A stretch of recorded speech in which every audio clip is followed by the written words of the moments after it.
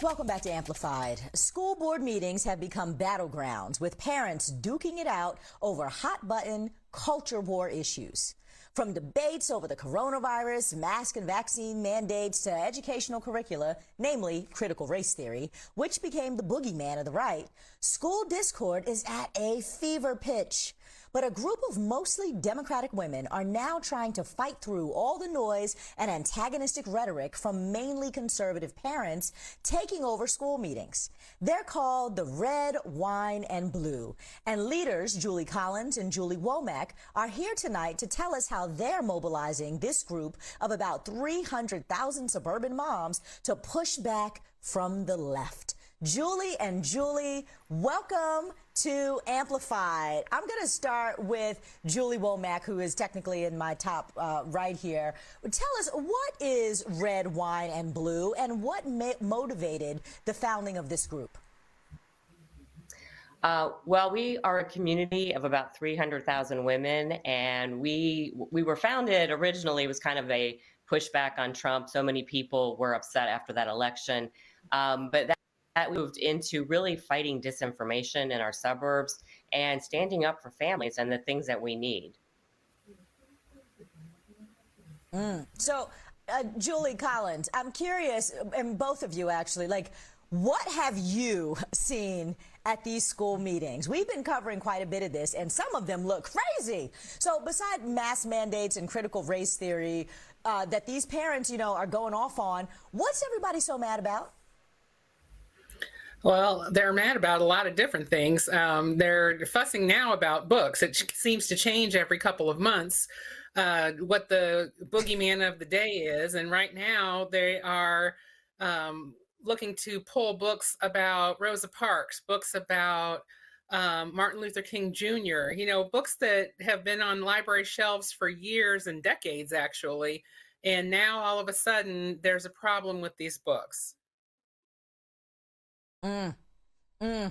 Yeah, so the whole critical race theory witch hunt, which isn't really a thing, by the way. Nobody's learning critical race theory in elementary school or middle school or really high school, is a big part of all of this. I'm curious, at what point did you guys realize that you had to actually stand up to these parents before they hijack schools and, frankly, your children's health and well-being? We actually started hearing about this in our community back in the summer with the beginning of the anti-critical race theory push. And so we immediately started talking to our women in our community and training them to stand up and go to school board and use their voice. This has now turned into what we call our troublemaker trainings. We want people to organize in their community. We want mainstream parents to come and stand up and say, this is not what we want in our community. This is a small minority of parents making a lot of noise, and we do not agree with it. I love troublemakers.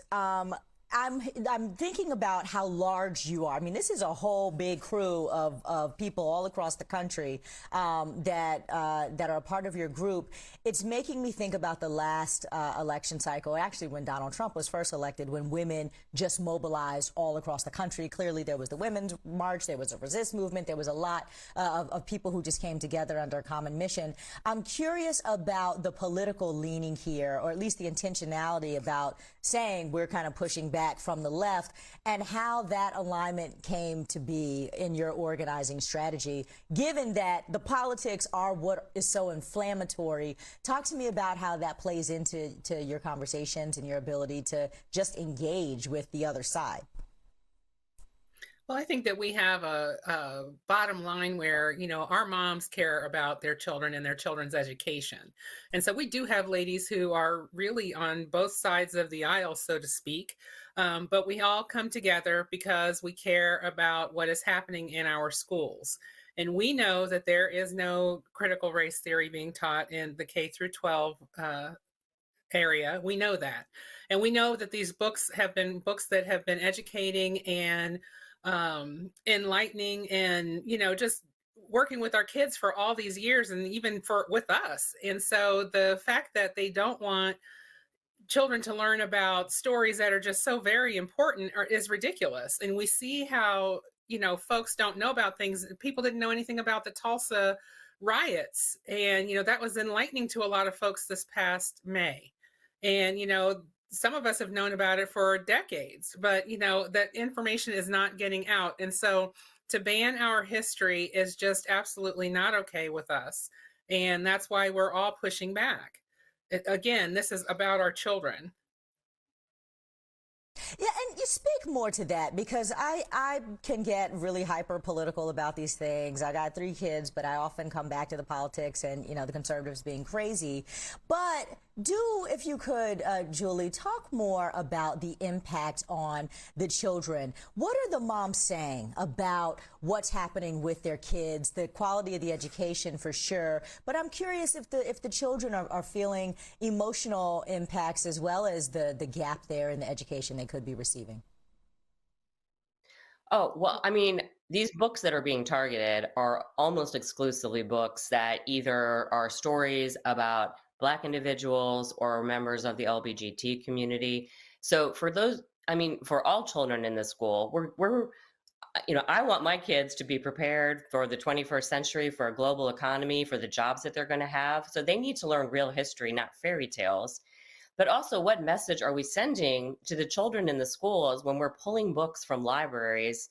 Like I said, almost exclusively, books that address either individuals who are Black or LGBTQ community, and telling those children, your books are inappropriate, your stories are not welcome at our school. That has a detrimental effect on making every child feel included and welcomed. And I don't know how a child can feel like they can do their best and they can learn the most and come out of their school with the best education if that's the message that they're receiving from their school. Mm-hmm. The red states across the country are enacting legislation to stop this teaching about race, like you're saying. Florida Governor Ron DeSantis issued a statement in December in which he said, in Florida, we are taking a stand against the state-sanctioned racism that is critical race theory. I mean, I just have to laugh at this stuff. We won't allow Florida tax dollars to be spent teaching kids to hate our country or to hate each other. Is this a scare tactic by the right? And how is Red, Wine, and Blue combating this idea that teaching about, like you said, globalism and, each other is somehow hate mongering? Well, our moms are smarter than that, and they know better. And they know that these books don't have anything to do with that whatsoever. And so that when even here in Ohio, they're talking about divisive concepts. That's their big buzzword these days, saying that, these books they make the children of color feel bad and feel like victims, and that they make the Caucasian children feel bad because their ancestors were bad. And, all of this is just absolutely ridiculous. But this is their playbook. This is the playbook to win the suburban moms back into the fold. If they can scare them about their children's education, they'll vote, on their side is what they think. But we're not going to allow DC, right-wing groups that are led by Steve Bannon and his ilk. We're not going to allow those folks to rule and be the, head librarians for our schools. That just absolutely doesn't make any sense. And so we've got moms, moms across the country that are working to, to actually learn the policy of how a book is decided, whether or not it's going to be in the library or not. They're changing some of the policies so that they can't just snatch a book off of the shelf without, it having a thorough review and an accurate review. They are, doing things like fighting back against shadow banning. And they're running for office, which is the most important thing of all, so that we have folks in these seats that actually, are for the children and don't have a hidden political agenda. Moms matter, and I want everybody to remember that it was moms that came in 2018 and impacted the midterms. Here we are in midterms again, so we'll be watching what y'all moms do. Julie Collins and Julie Womack, leaders of Red, Wine, and Blue, thank you so much for taking a stand for our children's health and education. We appreciate the work that you're doing and for sharing it with us tonight on Amplified.